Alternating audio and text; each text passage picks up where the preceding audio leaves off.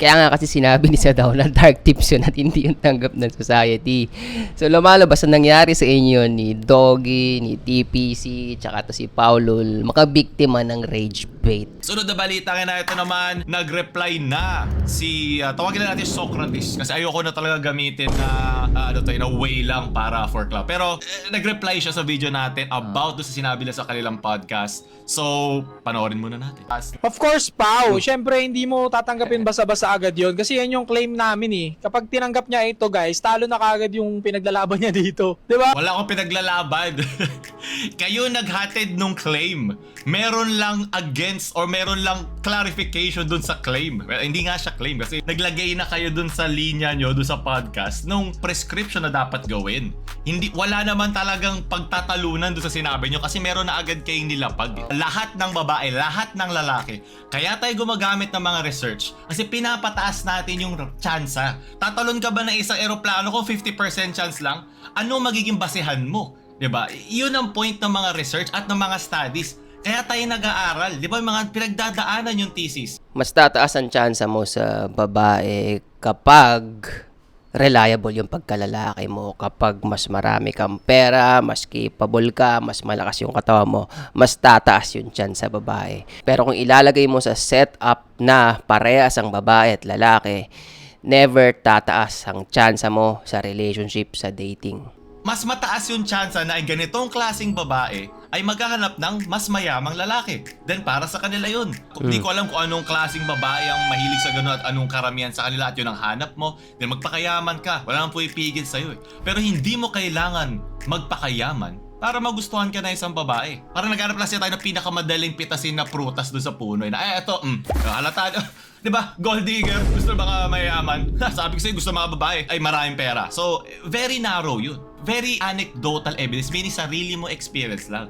At ako, gusto ko sa mga manonood, sa mga lalaking gustong, alam mo yun, gustong maintindihan sa kanila, gusto ma-empower sa kanilang identity, ay hindi lang ito ang tignan mo. Ay, ma-affirm natin na nangyayari yan. Pero hindi lang yan ang meron sa mundo. Kasi baka isipin mo parang dapat lang ako yumaman para lalapitan ako ng babae. Hindi yan totoo. Hindi lang yun ang titignan mo. Pero ang problema kasi sa kakatingin mo sa mga research, ang inaabot mo na ay analysis paralysis. Hindi na actionable yun. Kasi ang idea dito sa sinasabi ni Sadaw, paano tataas yung chance ng lalaki sa dating marketplace. Normal lang naman na maghanap tayo ng partner na nakikita natin kapareho natin. Okay. So hindi ko maintindihan itong bakit nagugustuhin ng babae mas magandang partner. Kahit naman baliktarin mo eh. Kung lalaki ka, hindi ka naman kukuha ng batugan na babae. Naghahanap ka ng kalibel mo.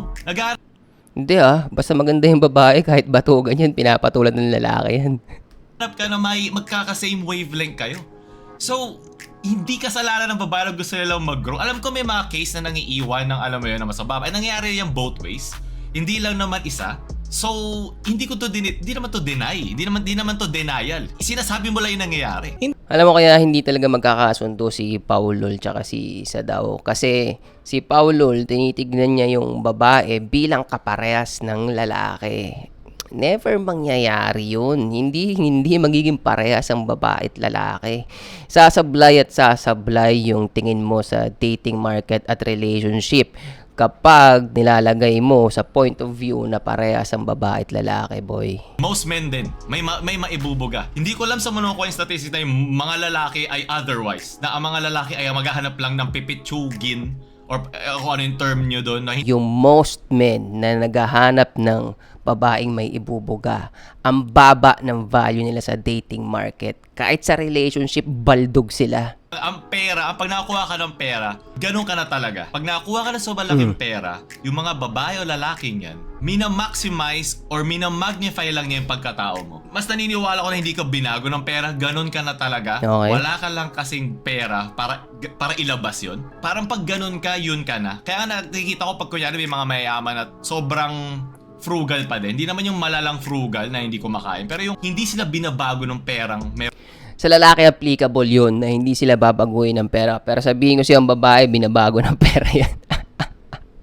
meron meron sila. So deserve nilang yumaman ng ganun. Parang ganun. Nagigets nyo naman na. I think yung pinag-aaway lang natin dito or pinag-arguhan natin is yung financial part. Masyadong specific at sobrang daming iba pang ways para interpret yun. Mas maganda kasi, mas actionable kasi pag specific yung bagay na pinag-uusapan. Kasi kung puro ka research na hindi applicable sa buhay mo, malayo sa karanasan mo, kahit totoo yung mga research na nakikita mo, wala pa rin, hindi mo pa rin maa-apply. Yung mga lalaking nakikinig, hindi pa rin yung magiging helpful para sa dating experience nila, para sa maaambag nila sa partners nila, sa makiking karelasyon nila. Kaya dapat specific talaga. Kasi kung puro research, analysis paralysis ang aabutin mo dyan, hindi niyan magiging productive para sa mga taong nakikinig. Yung issue dati, yung broke boys deserve no pussy. Nakakaawa naman, di ba? Ang isang lalaki na wala pa may pakita ay hindi kailangan ng love o hindi kailangan ng karelasyon. Sinabi ko doon na pwedeng maging parte ng pag-grow niya na yung isa kanyang jowa na na-appreciate siya kahit wala pa siyang pera, basta mabuti at nakikita niya yung ember, yung Itong mga awa-awa na to, appeal to emotion, hindi to productive para sa lalaki. Wala. Ang mundo, walang pakialam sa awa sa lalaki. Sa mga babae, oo, mag-work yan. Maawa tayo sa kanila. Appeal to emotion. I-consider natin yung emotions nila. Totoo. Pero sa lalaki, hindi. Ang importante lang sa lalaki, magtrabaho ka. May sakit ka, nalulungkot ka, masaya ka, magtrabaho ka, magsikap ka, magpakatatag ka. Kaya itong part na to na appeal to emotion, wala, hindi productive kung lalaki ka na naghahanap ng sagot sa internet. ikaw pwede, siya hindi. Di ba unfair? Doon lang naman eh. Humaba na tong pagtatalon to. Nainis lang ako sa ginawa niyo, wag pag-growin eh. Sobrang unfair yun eh. Okay. Trabahuin yan, sa bahay na lang yan, magwalis. Pwede ba yun? Gusto niyo magbasa ng libro, babawalan mo. So yung ginawa mo, so joke nga siya. Kasi Okay. sabi mo parang pwede ba yun?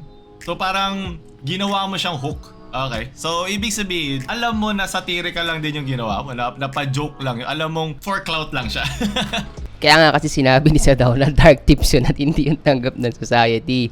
So lumalabas na nangyari sa inyo ni Doggy, ni TPC, tsaka to si Paulul, makabiktima ng rage bait. Alam mo kadalasan talaga ang bibiktima ng rage bait ay yung lalaki na ang POV nga pagdating sa babae ay parehas ang babae at lalaki. Sinasabi ko sa inyo bro, nagkakamali kayo dyan. Para sa mga nanonood, alam nyo, dito talaga sa internet, sobrang prone talaga na ma-out of context yung content creator. Kasi kung gawin natin halimbawa to si Paulul, kahit safe lang naman yung mga sinasabi niya, makakapili ka ng clip dyan at pwede mo siyang pagmukhaing masama.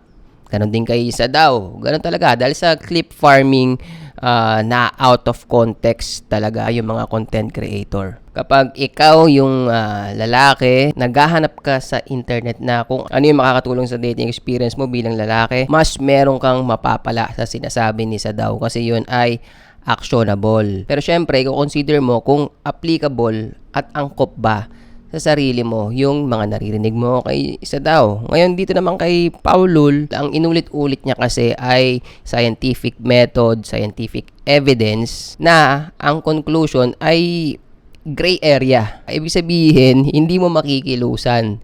Analysis paralysis ang aabutin mo. Kaya talagang pagbabanggain mo yung experience mo at ano ba yung katotohanan sa sinasabi nitong mga content creator na to. Tapos sa video nito ni Paulul, sinagot niya yung mga nagko-comment na hinusgahan yung buhay niya. Sinasabi na wala siyang bitaw, nasa bahay lang palagi, nasa kwarto lang. Clear sign yun na kung ganun ang lifestyle mo, lagi ka nasa computer lang, unhealthy ang nagiging buhay mo, unattractive ka as a person. Hindi ka niyan iaabante, hindi ka niyan bibigyan ng masayang buhay.